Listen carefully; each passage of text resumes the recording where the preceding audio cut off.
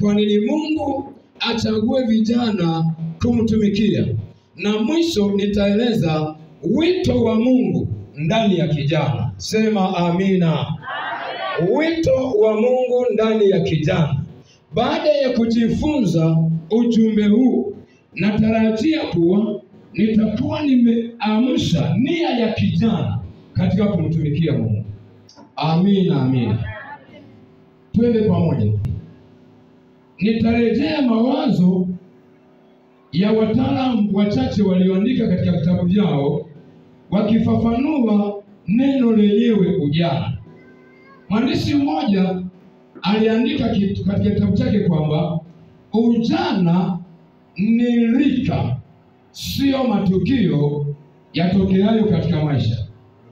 Ujana ni rika, sio matukio yatokeayo au yatendekayo katika maisha.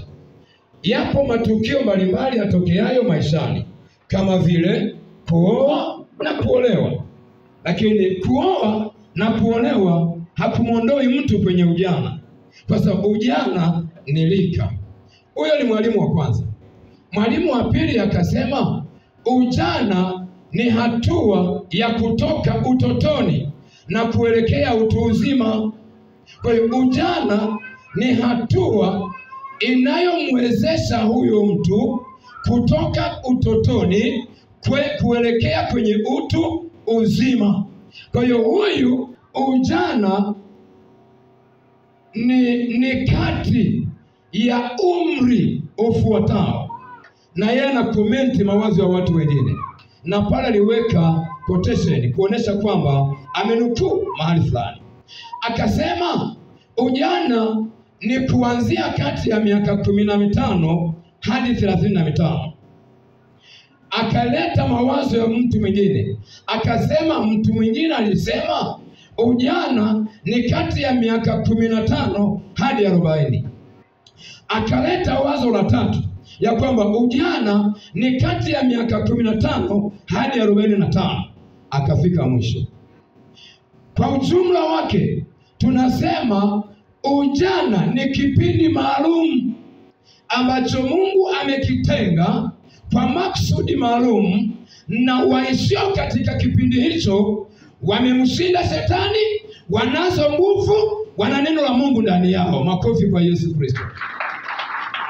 Kwa hiyo tukisema ujana, tuna maana ya kipindi maalum ambacho Mungu amekiweka kwa maksudi maalum, ili katika kipindi hicho huyo aishie katika kipindi hicho awe na maandalizi ya kipindi kijacho cha uzeeni. Nimeshangaa ndugu wa kiume au wa kike ambaye amefika umri wa ujana. Kwa tukisema kijana ni mtu yeyote, awe wa kiume awe wa kike, amefika umri wa ujana, huyo anaitwa kijana. Hata kama angejiondoa kwenye ujana akasema mimi ni mzee, lakini bado anaonesha ni kijana.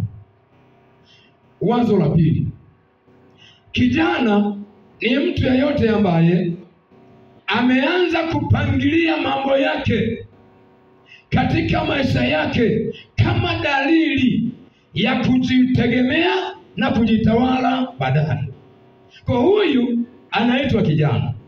Kijana ni mtu yeyote ambaye ameanza kupangilia mambo yake, kama ni daftari anazipangilia vizuri.